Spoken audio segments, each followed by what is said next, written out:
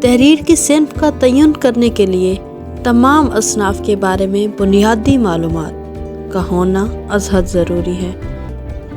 اگر آپ نے ابھی تک ہمارا چینل سبسکرائب نہیں کیا تو اس کو سبسکرائب کیجیے تاکہ اگلی آنے والی تمام ویڈیوز کی نوٹیفیکیشن آپ کو مل سکیں۔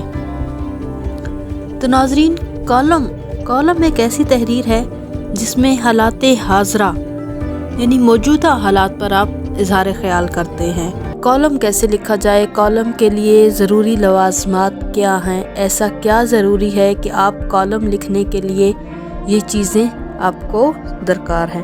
تو کالم لکھنے کے لیے ناظرین آپ کے لیے وسیع مطالعہ، جب تک آپ مطالعہ نہیں کریں گے آپ کالم نہیں لکھ سکتے۔ جب تک آپ ارد گرد نظر نہیں دوڑائیں گے، آپ نہیں دیکھیں گے کہ آپ کے آس پاس موجودہ صورتحال کیا ہے، سیاست میں کیا ہو رہا ہے، تو آپ کے لیے جو ہے وسیع مطالعہ، مشاہدہ، مصدقہ اور تازہ ترین معلومات، یعنی جو بھی تحریر میں آپ لکھ رہے ہیں، جس بھی خبر سے آگاہ کر رہے ہیں، اس کی تصدیق بہت ضروری ہے۔